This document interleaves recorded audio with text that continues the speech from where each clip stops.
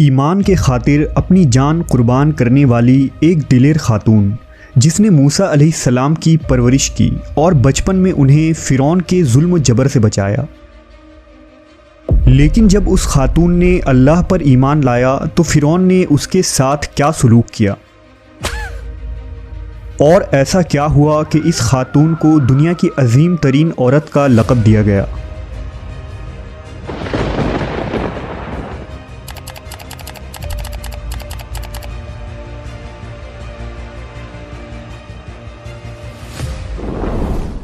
फ़िरौन मिस्र का एक जालिम व जाबिर बादशाह था। उसने मिस्र में आबाद कौम बनी इसराइल को ग़ुलाम बना रखा था और उन पर जुल्म के पहाड़ तोड़ता था।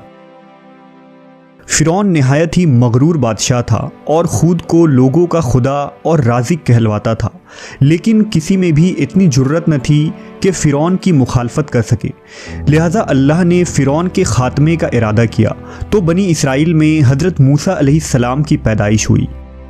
जब मूसा अलैहिस्सलाम की पैदाइश हुई तो उन दिनों फ़िरौन ने अपने सिपाहियों को ये हुक्म दे रखा था कि बनी इसराइल में जो लड़का भी पैदा हो उसे कत्ल कर दिया जाए।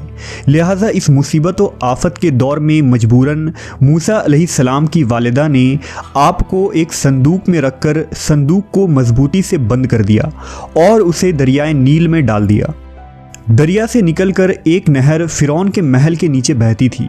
अल्लाह की कुदरत ये हुई कि ये संदूक दरियाए नील से बहते हुए उस नहर में चला गया।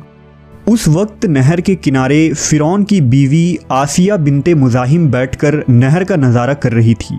आसिया एक खूबसूरत और नेक दिल खातून थी और वो किसी बीमारी से शदीद तकलीफ़ में थी। फ़िरौन ने इसका बहुत कुछ इलाज कराया था मगर वो नाकाम रहा। कहते हैं कि काहिनों ने उसे बताया था कि ए फ़िरौन, हम पेशन गोई करते हैं कि इस दरिया में से एक आदमी तेरे महल में दाखिल होगा। अगर उसके मुंह की राल इस बीमार खातून के जिस्म पर मली जाएगी तो उसे शफा हो जाएगा। चुनांचा जब नहर में बहते इस संदूक पर आसिया की नज़र पड़ी तो उसने मुलाजमीन को उसे निकालने का हुक्म दिया। जब उस संदूक को पानी से निकाला गया और उसे खोला गया और मलका ने इस बच्चे को देखा तो उसे यूं महसूस हुआ कि एक बिजली सी चमकी है जिसने उसके दिल को मुनव्वर कर दिया है।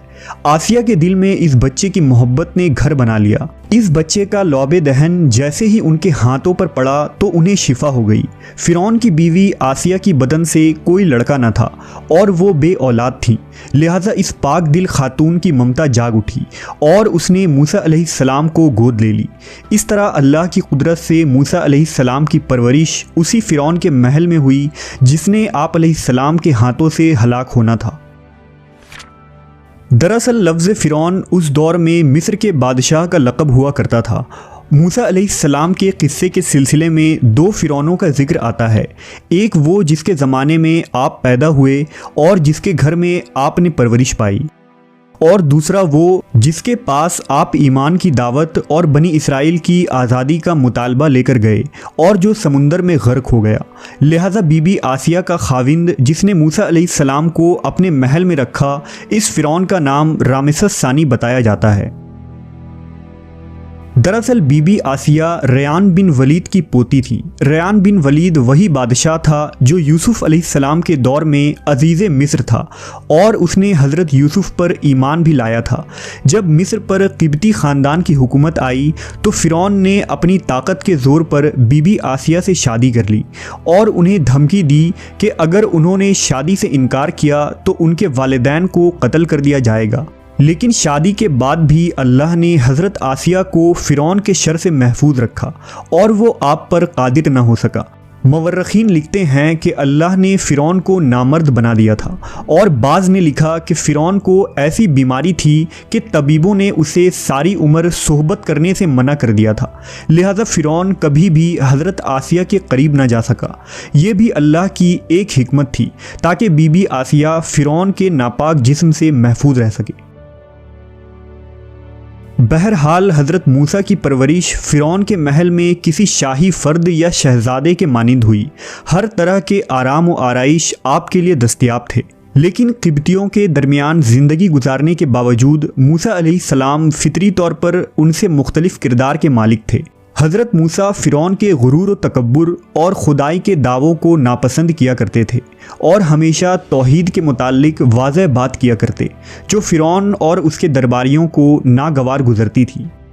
बहुत जल्द वो वक्त भी आ गया जब अल्लाह ने हज़रत मूसा अलैहिस्सलाम को नबूवत अता की और आप फ़िरौन के दरबार में इस्लाम की दावत लेकर तशरीफ़ लाए। उस वक्त फ़िरौन के मुतालबे पर जादूगरों और मूसा अलैहिस्सलाम के दरमियान सहर का मुकाबला हुआ, जिसमें हज़रत मूसा की असा हकीकी सांप में तब्दील हो गई और जादूगरों पर हक़ वाज़े हो गया कि ये अल्लाह के सच्चे रसूल हैं जिन्हें हमारी हिदायत के लिए भेजा गया है। जबकि फ़िरौन अपने अना और गुरूर पर कायम रहा और मूसा अलैहिस्सलाम के दावत का इनकार कर दिया। इसी दरबार में बीबी आसिया भी मौजूद थीं, लिहाजा आपने जब ये सनसनीखेज़ मंजर देखा तो आपके दिल में फ़ौरन हक़ का नूर चमक उठा और आप मूसा अलैहिस्सलाम पर ईमान ले आईं। बीबी आसिया फ़िरौन मिस्र की बीवी और मलका थी। आपके पास माल और दौलत की कसरत थी, लेकिन इसके बावजूद आप गुरूर और तकब्बुर का शिकार नहीं थी, बल्कि आपका दिल गरीबों की मोहब्बत से सरशार और उन पर शफ़क़त और मेहरबानी के जज्बे से मामूर था। आप दिल खोल कर उन पर सदका और खैरात किया करती। इसी वजह से आपको उम्मुल मसाकीन यानी मिस्कीनों की माँ भी कहा जाता है। चूँकि बीबी आसिया अपने शौहर रामेसस के मजालिम को भी खूब जानती थीं, इसलिए अपने ईमान का इजहार न किया। आप छुप छुपा कर एक अल्लाह की इबादत किया करती और अल्लाह से ये दुआ करती कि ए अल्लाह, मुझे फ़िरौन और उसके अमल से निजात दे, मैं उसके कुफरिया हरकतों से बेजार हूँ। हज़रत आसिया खुफिया तौर पर मूसा अलैहिस्सलाम के खुदा की इबादत करती और दुआ व इस्तिग़फ़ार में मशगूल रहती। यहाँ तक कि फ़िरौन को एक दिन आपके ईमान लाने की खबर हो गई। उसने एक रोज़ अपने दरबारियों से कहा, क्या तुम लोगों को मेरी बीवी की कुछ खबर है? तुम लोग उसके मुताल्लिक क्या जानते हो?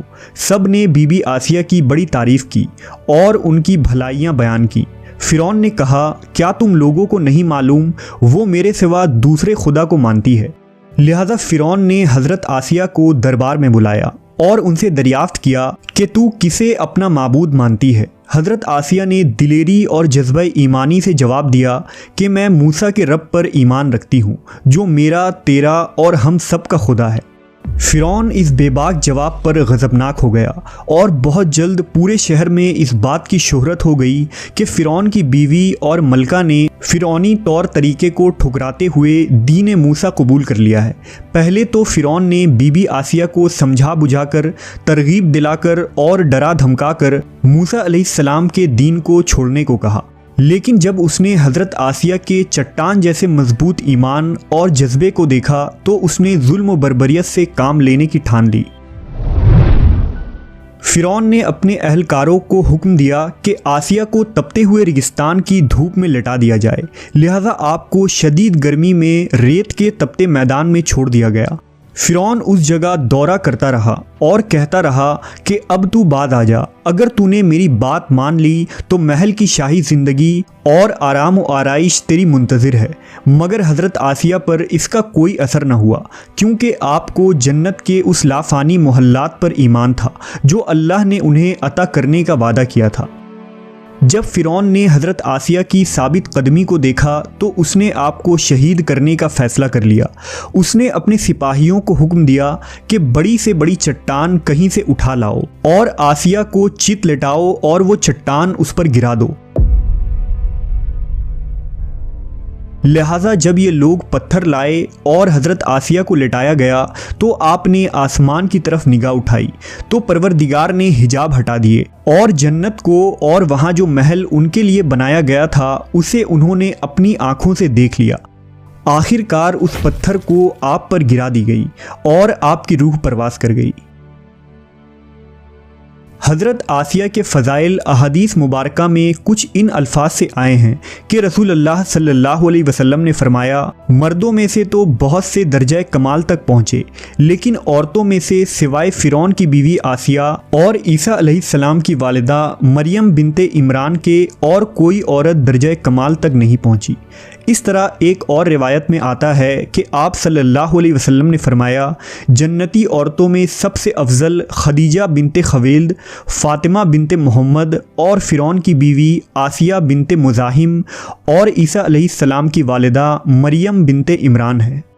एक रिवायत में आता है कि बीबी आसिया का निकाह जन्नत में हज़रत मोहम्मद सल्लल्लाहु अलैहि वसल्लम से होगा।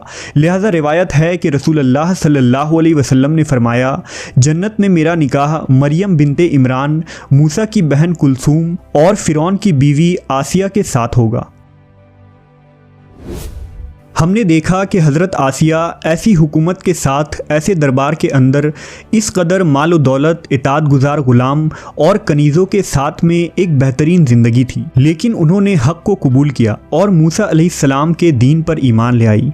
हालांकि उन्हें मालूम था कि ईमान लाने की वजह से उनकी तमाम खुशियाँ और मकाम व मनसब छिन सकता है, यहाँ तक कि जान भी जा सकती है, लेकिन आपने हक़ को कबूल किया और अपने गुज़श्ता आमाल पर तौबा कर ली।